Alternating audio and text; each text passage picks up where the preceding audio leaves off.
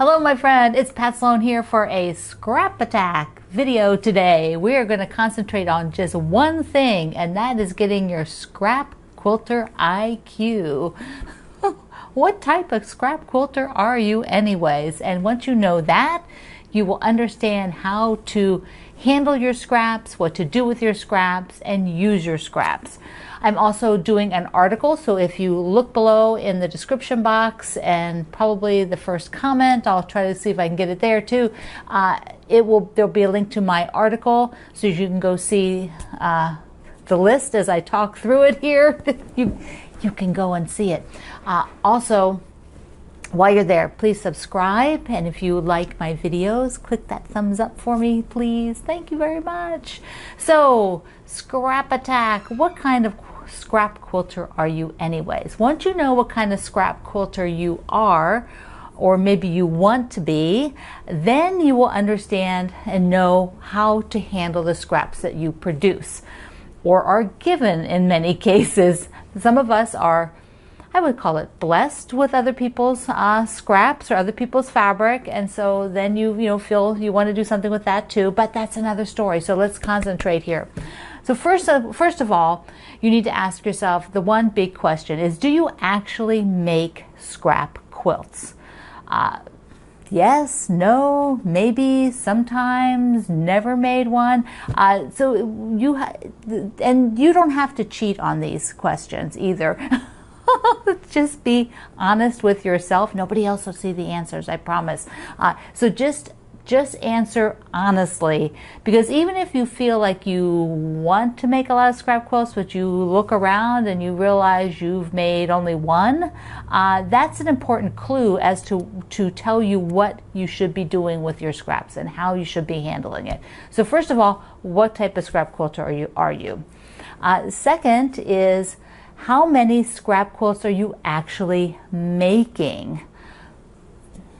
Do you make a lot? Is it like the only thing you make? Do you make a few? Every so often you'll feel the urge, or you'll see one and then you'll make one similar. Or have you actually never made a scrap quilt, and every time you try, you kind of hyperventilate and go into a cold sweat? So it's all that randomness gets to you. So that's the thing you need to do today, is look really hard at the type of quilts you make, the type of quilts you are looking to make in the future. And this can change. What you are doing today is just taking a picture of your quilt making self today. It could be different than what you were doing 10 years ago, and it will probably be different than what you will be doing 10 years from now. Even 2 years from now, you might be making entirely different quilts. But today, what are you doing today? What have you done? What do you see in your future? Do you make scrap quilts, sort of, or not at all? All right, so you've got those two sort of in your head now. I have a breakdown, yes, of scrap quilters, and then I'll give you a little bit of info. After that, I'll talk about some the very simplest way to keep scraps is how I do it, and that'll be a wrap. So the first thing would be our scrap queens. You are the people who primarily make scrap quilts. I mean, this is pretty much all you make. You like to have as many fabrics as possible in the quilt. You like to get fabric from other people. You like to go through the trash bins on retreat and pull out all those little things. You make string quilts, you make crumb quilts, you just have scraps are your happy place. They make your soul sing. You are a scrap queen. So if you are, your scrap system needs to be focused on your scraps. Your whole quilting system, your whole fabric storage system needs to be built all around using scraps. Now, you might follow my friend Bonnie Hunter, and this is pretty much Bonnie. She lives for scraps. She does have yardage, but she likes to cut that up into little pieces and store it in her scrap system. So, her big thing is to get as many fabrics as possible in there. Her quilts are like an explosion of different fabrics. So if that is you, then your scraps need to be really organized. They should be something like, you should have bins by color and by size. And that will help you find what you need when you're working, because you're always going to be working in those bins. You will always, every time you go to make a quilt, you're going to pull out a bin of 5-inch scraps or 2.5-inch scraps. Those are the things that you will be working with. You aren't going to your shelf of at quarters and half yards and 1 yard strips. You're going into those bins. If that is you, like if all the stuff I just said is like, yes, that's me, then you are the scrap queen, and your system needs to evolve around that so you work most efficiently. Okay, the next two in the middle I think are very similar in how you would deal with managing your scraps. One would be the occasional scrapper, and the other would be the wannabe scrapper. So the occasional scrap quilter is someone that you make some scrap quilts. Occasionally you'll make one, you'll just sort of think, oh yeah, I think I'm going to dig in there and use a lot of fabrics this time. But you also like to go and buy bundles of that are of a fabric line. You like to do very coordinated quilts with not a zillion fabrics in it. So your scrap system needs to focus on the occasional scrap quilt. And this is the same thing for the wannabe scrap quilters. Wannabes are people who really have been started collecting the scraps because they want to do that type of quilt. They've seen them, they love them, but you haven't actually made any yet. You haven't made a scrap quilt. Maybe you've made a few blocks, but you're in that collecting phase because you're really attracted to them, and you really are, they're your focus. That's where you want to go with it. And you also have sort of in this middle, because you have these scraps, you might use them to supplement a quilt that's very coordinated. Maybe you're doing a lot of blues and you want to add in a few more, so you go to your scrap bin to find the blues. So you're kind of like me, but maybe a little more advanced, because I'm very narrow on my scope. But generally you want to keep a few sizes. Mostly I will keep the sizes of pre-cuts, and I'm going to talk about that in a moment. But your scrap system would be not too large. You don't want to have a super massive amount of storage for this stuff. So let's talk about that last category, and that would be the scrap dreamer. The dreamer is the person who feels they should do scrap quilts because they are a quilter. They should, but they don't really like them. You're not attracted to them. You don't really want 300 different fabrics in your quilts. You don't really want that cacophony, is that the right word, of color, all that sort of explosion of color and pattern. That doesn't feel good to you. That's not the type of quilt that you're attracted to. You're attracted to things that might have less fabrics in them, that are very coordinated. So, and there's nothing wrong with being any of these things. And you could change. Like I said, you might start out with one kind and you might become another kind and then go back.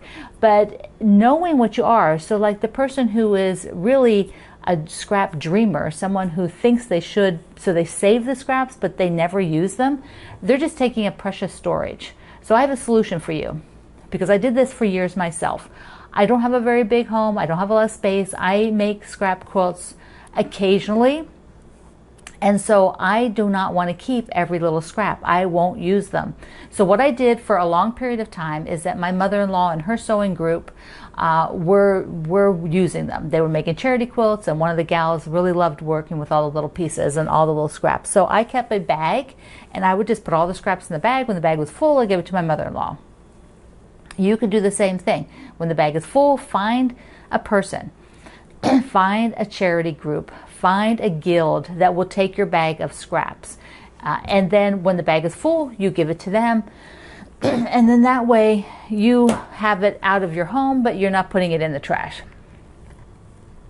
And everybody wins. It's a win for you, it's a win for them. You will just be, they will be grateful, and you will feel good that it'll go to a good use. Okay. So there you have. On my website, I've got this listed out because it is really important to understand yourself. Now, I've got some other notes here. I have notes. So who was it? Susan, one of the big things Susan said, which really kicked this off. I knew I wanted to talk about this, but then I had the question out there that I have in my Facebook community about asking things about storage. Susan had sort of kicked off a conversation in there. And one of the things she said was she needs to get past the thought that throwing away scraps is throwing money away. That's hard for some of you. Some of you, if you have these cutoffs from, sew and flips, to you this is still money, for some of you, and that it's hard to throw away. So let me say, like, if you were to purchase this, like if somebody told you these are for sale, how much would you pay for them? Much at all? 5 cents? Nothing? So think of it that way. How much money would you put out to buy these things? Also, think about when you're cutting vegetables and you cut off the ends of the broccoli or the inside part of the onion that's all weird. You throw those out generally. Some of you, I know, some of you might put it in the freezer and you tell me you put it in soups. I hear you on my kitchen group tell me this. And if you do, good for you. But most of us put that part in the trash or the compost, if you have compost, if you do that. But it is a little difficult, but think about how much you would pay to buy this. And then realize it's really not. This is just the byproduct of working. There's always going to be some sort of byproduct of working that you don't keep. And if you happen to find somebody who will keep them, then put them in that bag and you can gift it to them. So I hope that helps. I hope that helps your thought process a little bit. Now I wanted to sort of wrap this up with the scrap system that I think is the very simplest, and I've talked about this a few times, because basically I think keeping the sizes of pre-cuts is the easiest way to keep scraps. So you have 2.5-inch squares. Which do I have one? I keep 2.5-inch squares. I also keep the size of a charm pack, which would be 5-inch. Right now, though, let me just tell you, disclaimer, I only keep the 2.5-inch squares. Right now, this is it. I could have just opened this and got the square out.